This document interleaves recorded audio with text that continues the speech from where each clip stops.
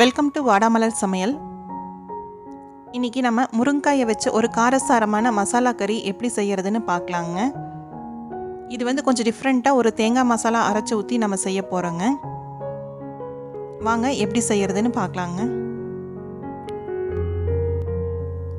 தேங்காய் மசாலா ரெடி பண்ணுறதுக்குங்க அரை மூடி தேங்காயை இந்த மாதிரி நம்ம கட் பண்ணி வச்சுருக்கிறோம்.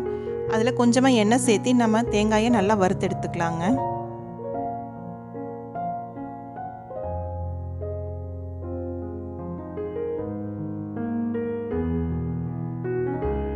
இப்போ தேங்காய் நல்லா பாதி அளவுக்கு வெந்ததுமே நம்ம ஒரு ஸ்பூன் வரமல்லியை சேர்த்திக்கலாங்க. அது கூட 2 துண்டு பட்டை, 3 ஏலக்காய்,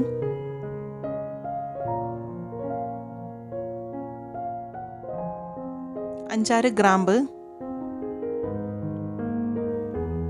அது கூட ஒரு கைப்பிடி அளவு வறுத்த வேர்க்கடலை தோல் உரிச்சதுங்க, அதையும் சேர்த்திக்கலாங்க. இதெல்லாம் நல்லா பொன்னிறம் ஆகிற வரைக்கும் நம்ம வறுத்து எடுத்துக்கலாங்க.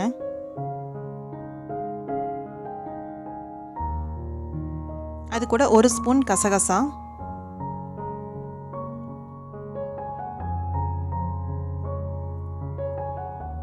இப்போ தேங்காய் நல்லா வறுபட்டுருச்சுங்க. மசாலாவும் எல்லாம் நல்லா வறுபட்டுருச்சு. இதை ஆற வச்சு நைஸாக பேஸ்ட்டாக நம்ம அரைச்சி எடுத்துக்கலாங்க. ஒரு வடக்கல்லிங்க 3 குழிக்கரண்டி எண்ணெயை சேர்த்திக்கலாங்க.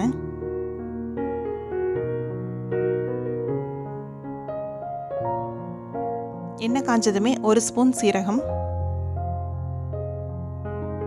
அது கூட 6-7 பச்சை மிளகாய், ஒரு கொத்து கருவேப்பிலை, இதெல்லாம் எண்ணெயில் போட்டு நல்லா வணக்கிக்கலாங்க. அது கூட 2 பெரிய வெங்காயம் நல்லா பொடியாக நறுக்கி வச்சுருக்கிறோம், அதையும் சேர்த்திக்கலாங்க.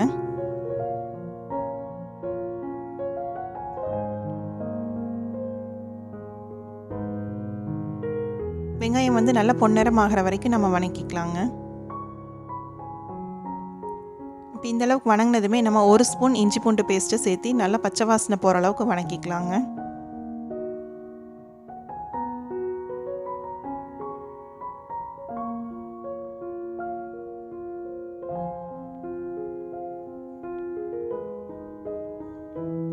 இப்போ பச்சை வாசனை போனதுமே 3 தக்காளி வேக வச்சு தோல் உரித்து நம்ம கெட்டியாக பேஸ்ட்டாக அரைச்சி எடுத்துகிட்டு வந்திருக்கிறோங்க, அதையும் இந்த ஸ்டேஜில் சேர்த்திக்கலாங்க.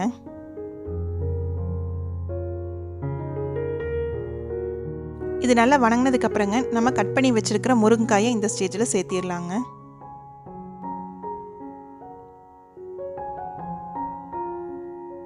இப்போ இந்த தக்காளியோட இந்த முருங்காயும் சேர்த்து நல்லா வணக்கி விட்டுக்கலாங்க.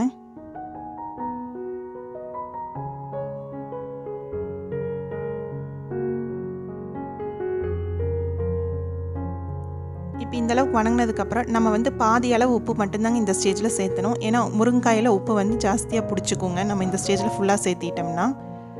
அதனால் நம்ம கொஞ்சமாக சேர்த்திருக்கிறோங்க. அது கூட 1 ஸ்பூன் வரமிளகாய் தூள், 1/2 ஸ்பூன் மஞ்சள் தூளுங்க, இதெல்லாம் சேர்த்து நல்லா வணக்கி விட்டுக்கலாங்க.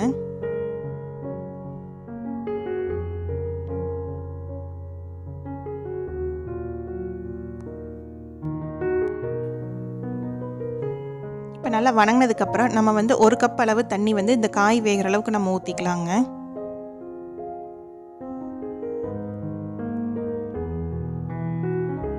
இப்போ இதெல்லாம் நல்லா கலந்து விட்டு மூடி போட்டு காய் வேக வச்சிடலாங்க. நம்ம இடையில எடுத்து நம்ம கிளறி விட்டுக்கணுங்க.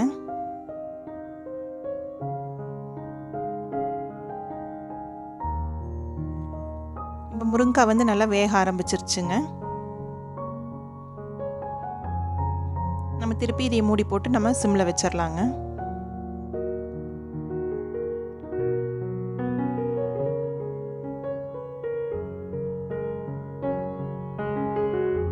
இப்போ முருங்காய் நல்லா ஒரு 3/4 பதத்துக்கு வெந்து வர ஆரம்பிச்சிருச்சுங்க. இந்த ஸ்டேஜில் நம்ம வறுத்து அரைச்சி வச்சுருக்கிற தேங்காய் மசாலா விழுதை சேர்த்திக்கலாங்க.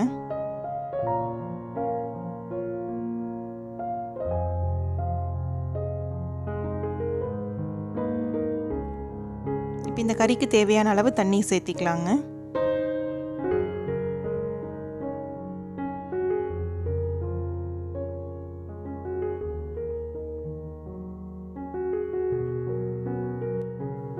இப்போ இந்த அளவுக்கு தண்ணி வச்சோம்னா இந்த முருங்கைக்காய் வந்து இந்த கறி ரெடி ஆகிறதுக்கு கரெக்டாக இருக்குங்க. இப்போ இந்த மசாலா கறி நல்லா கொதிக்க ஆரம்பிச்சிருச்சுங்க.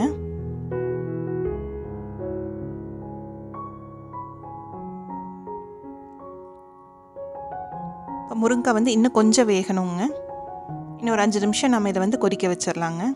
இந்த ஸ்டேஜில் இந்த கறிக்கு தேவையான அளவு உப்பை வந்து சேர்த்திக்கலாங்க. நம்ம முருங்கைக்காய் சேர்த்தையில் வந்து பாதி அளவு உப்பு தான் சேர்த்திருக்கிறோங்க. மீதி வந்து இந்த ஸ்டேஜில் சேர்த்திருக்கிறோங்க. இப்போ இந்த முருங்கைக்காய் வந்து நல்லா வெந்து வரட்டுங்க. அடுப்பு சிம்மில் வச்சு நம்மளுக்கு இந்த கறி வந்து நல்லா கெட்டியாகிற அளவுக்கு நம்ம விட்டுறலாங்க. இப்போ மூடியை போட்டு சிம்மில் வச்சிடலாங்க. ஒரு 5 நிமிஷம் கழித்து பார்த்தீங்கன்னா இந்த மாதிரி எண்ணெய் பிரிஞ்சு வர ஆரம்பிச்சிருக்கும். நம்மளுக்கு வந்து இந்த மசாலா கறியும் நல்லா கெட்டியாக ஆரம்பிச்சிருக்குங்க.